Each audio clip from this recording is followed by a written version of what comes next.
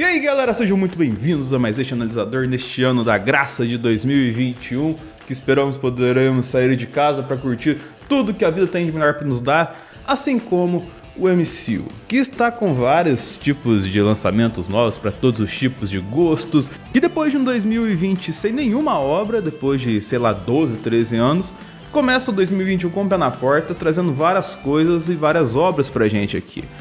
E para ajudar até relembrar nisso, eles trouxeram o Marvel Lendas, o Marvel Legends. O que seria isso que está disponível no catálogo do Disney Plus? Seriam vídeos curtos de no máximo 6, 7 minutos assim, que serve para recapitular a história do personagem, que a gente vai acompanhar a obra que vai sair pouco tempo depois, ou talvez um pouco antes e tal, em relação ao que é falado no Legends. E pra gente relembrar a história dele, a Marvel faz um negócio que é muito da hora e que só demonstra como que um planejamento bem feito é legal, que é nesse vídeo de 7 minutos, não tem nenhum tipo de narração que seja gravada depois, ou entrevista que seja gravada depois, só utiliza única e exclusivamente trechos de filmes e áudios dos personagens dentro do MCU nas obras que nós já vimos. Com apenas esses recortes, em cerca de 7 minutos você lembra exatamente o que esse personagem fez. E como se não bastasse, você ainda tem a lista de todos os filmes e séries, no caso, daqui pra frente, onde esse personagem apareceu, para caso querer fazer uma recapitulação mais profunda ainda, você assistir. Ou seja, isso é um planejamento bem feito. Você sabe fazer e demonstrar o que você tem para entregar utilizando as coisas que você já fez anteriormente. E os 2 primeiros episódios foram de Wanda e Visão, que protagonizam WandaVision, que estreará na próxima semana com 2 episódios. E eu não vou falar muito de WandaVision, pois já falei bastante no vídeo, comentando quando saiu o trailer e tudo mais assim, aquele primeiro trailer. E os 350 mil vídeos que saíram depois disso não demonstraram tanta coisa além do que a gente falou, só ajudou a gente a corroborar algumas coisas que tínhamos construído naquele vídeo. Mas tem alguns pontos rápidos que valem a pena ser colocados aqui. Provavelmente nós vamos descobrir o quão poderosa é a Wanda, e apesar disso ser óbvio por se tratar de WandaVision, é muito importante para você contar uma história lá na frente, como por exemplo no Doutor Estranho, onde ela vai estar. Que provavelmente teremos um Visão preto e branco, porque foi o jeito que o Thanos deixou ele jogado lá em Wakanda no final do Vingadores Guerra Infinita. 2, porque aquelas várias cenas em preto e branco que a gente vê nos materiais de WandaVision não deve ser só porque vai ser uma viagem no tempo para contar a história deles. E 3, porque nas HQs, quando ele também volta, ele volta preto e branco. E aí tá uma parada muito legal, porque provavelmente ele vai voltar sem a Joia da Mente, ou então uma Joia da Mente sintética, mas não é a mesma Joia da Mente que estava na mente dele com as memórias dele. E aí que vai uma indagação interessante, será que as memórias dele são realmente dele, ou será que são visões da Wanda?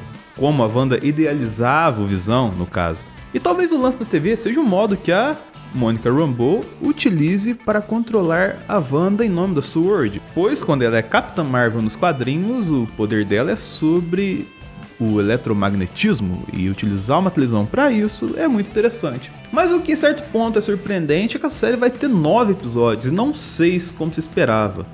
Isso faz com que, tirando que os 2 primeiros episódios serão lançados no primeiro dia, praticamente emende o lançamento dela com o de Falcão e Soldado Invernal. Mas isto nos apresenta 2 cenários e um dilema muito interessante. Um é que provavelmente vai ter o lançamento da Marvel o ano inteiro, para compensar o 2020 que a gente não teve nada. Vai acabar uma semana já outra, praticamente vai começar imediato, ainda tem filme e série misturando aí. E 2, que WandaVision pode ser uma história muito mais complexa do que a gente imagina. E qual seria o dilema? O dilema seria que isso praticamente solidifica o perfil, vamos colocar assim, episódico que a gente tem no MCU.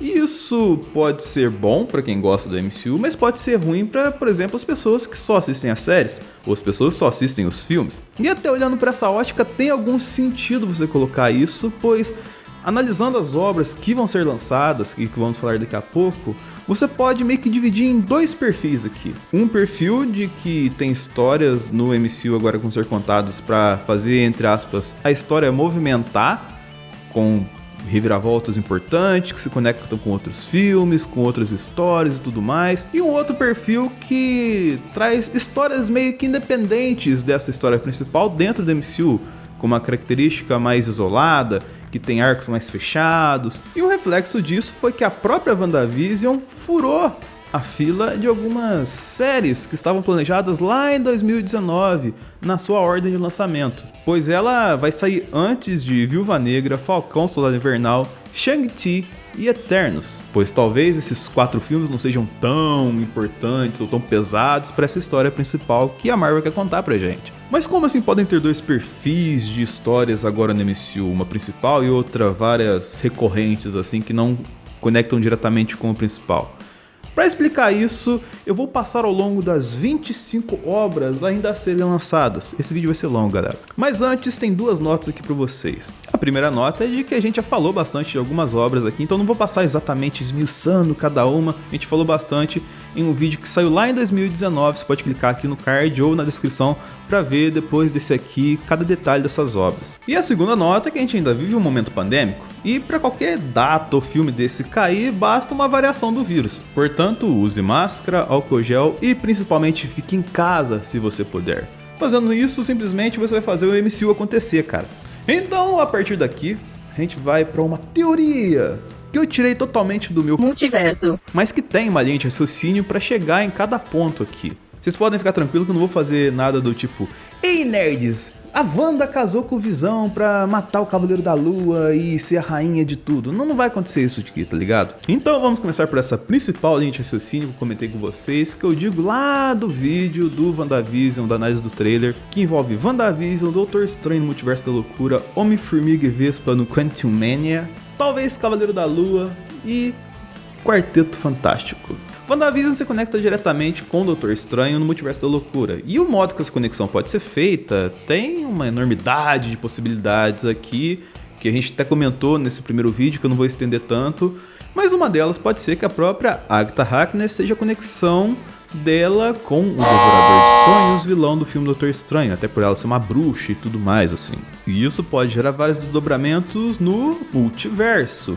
E aí que entra, por exemplo, a série do Loki, com uma recorrência no ponto de que ele pode, em nome da TVA, fazer várias missões nesse multiverso para tentar, sei lá, manter a ordem. Pois a TVA é a Time Variance Authority, ou seja, a autoridade responsável por controlar as variações no tempo, no multiverso. E talvez isso também interfira, vamos colocar assim, levemente em Miss Marvel para possibilitar Kamala Khan existir efetivamente. Mas com certeza isso vai influenciar e muito em Homem-Aranha 3, que, muito provavelmente a contragosto da Disney, vai explorar o multiverso do Aranha. Trazendo o Rhino, trazendo o Dr. Octopus, trazendo o J.J. Jameson e principalmente trazendo os 3 aranhas, segundo o que se especula por aí. Não tem nada oficial, mas pelo jeito parece que o Tobey Maguire recebeu uma bolada pra ter um protagonismo certo no filme, porque ele não queria muito que voltar. E além disso, uma loucura de multiversos pode ser uma justificativa perfeita para salvar a pele do Peter Parker do Tom Holland, que teve sua identidade revelada no final do seu último filme. Isso que eu não tenho nem contando aqui, Morbius, Venom 2, que pode aparecer em qualquer momento ou não também. Depende. A Sony é muito louca. Seguindo adiante, a gente chega no filme do Doutor Estranho, que vai ter o Devorador de Sonhos e a Wanda confirmados. E provavelmente essa relação pode ser, entre aspas, a maior porta da bagunça do MCU agora para você trabalhar o multiverso, pois isso pode escancarar através do suposto poder da Wanda para que surjam novas raças, novas criaturas e que a gente possa cruzar entre os multiversos da Marvel e fazer aquela bagunça. E isso fatalmente vai impactar também em Thor, Amor e Trovão para que a gente possa efetivamente ter essa Lady Thor da Natalie Portman, que tá vindo aí com Valkyria, o Thor com os Guardiões da Galáxia, que para fazer uma história grande o bastante, para não ligar diretamente com os Guardiões da Galáxia, que vão ter um arco definido meio que pra frente, eu vou explicar por quê.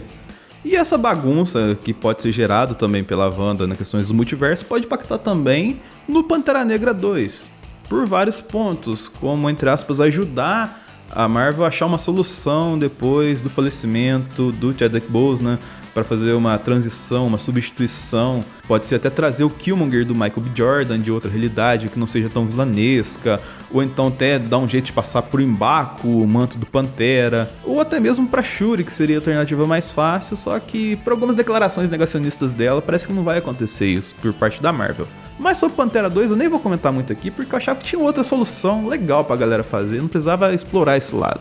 Mas provavelmente essa confusão a ser gerada nesse filme do Doutor Estranho com a Wanda pode gerar um impacto importante na galáxia a ponto de você precisar da Carol Danvers, da Kamala Khan e da Monica Rambeau para resolver o problema a ser desenvolvido em Capitã Marvel 2.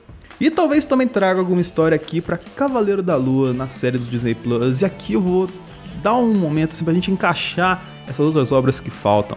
Por vários fatores, na verdade. Um é porque parece que é bem provável que o Oscar Isaac será o Cavaleiro da Lua.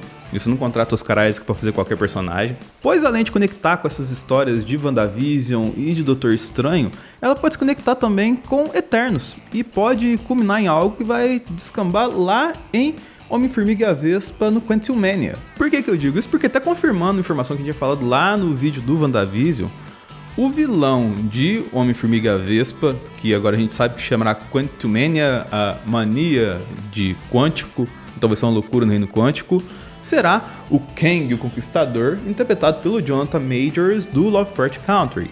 E ele é um vilão que teve várias histórias através do tempo, principalmente por ser um vilão que viaja entre eras para conquistar essas eras. E entre as histórias, tem uma que ele viaja no tempo para conquistar o Egito Antigo. E que talvez não seja, entre aspas, a realidade que a gente conhece no MCU que acontece isso. Mas aí eles vão ter que arrumar um jeito de explicar essa parada do multiverso. Porque tem lá a Terra 616, Terra 6311... E pra explicar o multiverso, que são os nomes dos multiversos, e eu não sei como é que a Marvel vai explicar isso. Aí vai ter que dar um jeito, dá seus pulos. E a conexão que eu vejo com o Cavaleiro da Lua, pois a origem do Cavaleiro da Lua também é ligada ao Egito. Pois, muito resumidamente, em uma das suas expedições como mercenário, ele acaba encontrando com um artefato que invoca uma entidade e que bagunça totalmente ele, fazendo ele virar o Cavaleiro da Lua. E onde pode ser o ápice dessa história toda? No filme do Quarteto Fantástico. Por que eu digo isso? Primeiro porque provavelmente no meio dessa bagunça toda que a gente citou aqui ao longo do vídeo, possibilite que eles existam de verdade. E nem necessariamente pode ser, deu uma mutação e aconteceu com a história clássica, eles ficaram presos no espaço e tal, assim. Talvez pode ser simplesmente eles serem pegos de outra realidade e colocados aqui. Assim como foi feito com o Aranha Tom Holland. A gente sabe a origem dele, mas não viu a história dele ser contada no cinema, porque já viu umas 2 vezes em outros filmes. Mas, além disso, em uma das histórias do quarteto, eles viajam no tempo para enfrentar o Kang no Egito. E como eles fazem isso? Através de uma espécie de máquina do tempo em formato de esfinge, que foi feita por quem? Por Doutor Destino. E aí você já fecha o ciclo certinho do Quarteto Fantástico com o time principal e seu vilão principal. Mas você deve estar se perguntando, e as outras obras que eu não citei aqui? Antes de falar dessas outras obras, vou pedir para você curtir, compartilhar, favoritar, sinalizar, se inscrever no analisador. Você está assistindo até agora porque você gostou do vídeo. E se você gosta do MCU, logicamente, você vai assistir WandaVision, que nós já falamos aqui. E para WandaVision temos um material super especial, pois teremos análises semanais depois de cada episódio, na sexta ou no sábado, comigo e mais uma galera muito interessante, importante, fofinha, analisando cada detalhe que será apresentado em WandaVision, em cada um dos seus 9 episódios. Então já sabe, no próximo fim de semana volta aqui para ver com a gente a análise de WandaVision, episódios provavelmente 1 e 2. Mas para te ajudar a entender essas histórias também, eu fiz um mini infográfico. Quem já conhece o canal sabe do infográfico que conta praticamente toda a história da Marvel linearmente aqui para você acompanhar, menos Vingadores Ultimato, que eu ainda não tive tempo de colocar nele. Mas esse mini infográfico aqui vai servir para te orientar nessa história que eu acabei de contar para vocês aqui. E também para você ter um guia do que vai vir por aí na fase 4 do MCU. que terão essas histórias que eu falei com vocês, que se conectam fazendo uma mega história que pode culminar no Quarteto Fantástico, ou que não necessariamente fazem isso, que se conectem com pequenas obras ali e tal, assim, poucas coisas, e não tem relação direta com essa questão mais abrangente, e que eu vou falar com vocês agora sobre elas. Começando com Viúva Negra, que já deveria ter saído, e que vai servir mais para fazer uma justiça histórica com a Scarlett Johansson tendo um filme protagonizando sua personagem das mais queridas do MCU, e que basicamente vai servir para corrigir esse erro e apresentar a Yelena Belova, que provavelmente vai aparecer lá na série do Gavião Arqueiro junto com a Kate Bishop. A gente tem o Falcão Soldado Invernal, que vai ser meio que uma série policial ali do MCU, falando da falta que o Capitão América faz no nosso mundo, e que aí pode se conectar em certo ponto numa formação de novos Vingadores junto com o que foi apresentado no Viúva Negra e o que deverá ser apresentado lá no Gavião Arqueiro. O Shang-Chi tem única e exclusiva missão de trazer a China para dentro do MCU, agradar o mercado lá, mas em algum ponto vai se conectar também com essa possível nova formação de Vingadores, mas não é a missão principal desse filme.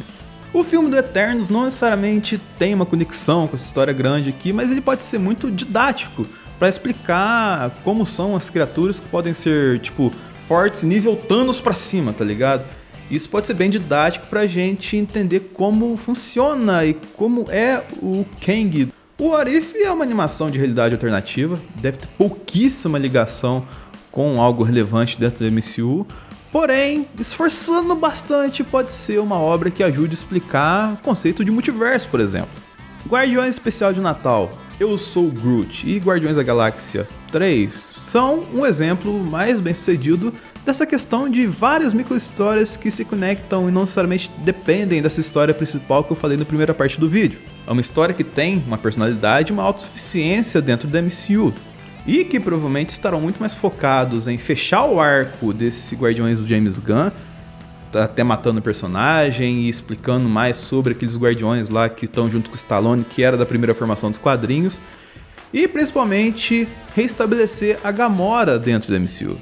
A Invasão Secreta é a obra que eu vejo menos encaixe aqui, porque ela pode se tratar de uma consequência desses atos ou pode se tratar de uma consequência do próprio Capitão Marvel, aquele filme que a gente já viu. Mas ele pode ter uma função aqui de restabelecer a SHIELD com o Nick Fury e tudo mais aqui, ou pode servir de vez pra bagunçar a cabeça da gente mesmo, porque vai ficar nesse negócio de transforma num, transforma no outro, e a gente vai ser enganado. Assim como a gente foi lá no Homem-Aranha Longe de Casa, que a gente achava que tava o filme inteiro com a Maria Hill e com o Nick Fury, e na verdade tá com aqueles dois bonecos lá. Miss Marvel, She-Hulk, Iron Hearth, Armor Wars e Blade tem duas funções aqui bem fundamentais e interessantes. Uma é que difundir de fato a diversidade dentro da MCU, pois eles já se estabeleceram com o padrão de herói que todo mundo acostumou, o cara branco, poderoso, o Capitão América, o Sentinela e tudo mais assim, mas com essas obras você consegue estabelecer que ser um super-herói não precisa ser exatamente só esse perfil. A gente tem os outros perfis de pessoas que se parecem muito mais com os super-heróis da vida real, pois eles sofrem muito mais do que o privilégio branco. E assim estabelecendo os novos padrões a ser seguidos de super-heróis. Que na verdade é o padrão que todo mundo pode ser o que quiser, se fizer a coisa bem feita e fizer correto. Assim como o segundo legado, que é levar adiante o que o Homem de Ferro fez, trazer o legado dele e explorar sem trazer necessariamente o Homem de Ferro, entre aspas, como sendo o maior exemplo de super-herói que nos deixou até o momento. Enfim, eu só espero que a Marvel tenha planejado 1.000 milhões de vezes melhor do que eu fiz aqui nesse vídeo, todo esse muito louco desse multiverso e todas as questões aqui ligadas a essa fase 4 do MCU. Porque como se não bastasse esses 25 lançamentos que eu falei aqui, você ainda vai ter que soltar ali no meio os X-Men e o Deadpool pra fazer valer os direitos que você acabou de comprar, né? Então haja Legends pra explicar toda essa parada. Então é isso aí, galera, espero que tenham gostado do vídeo e até o próximo analisador.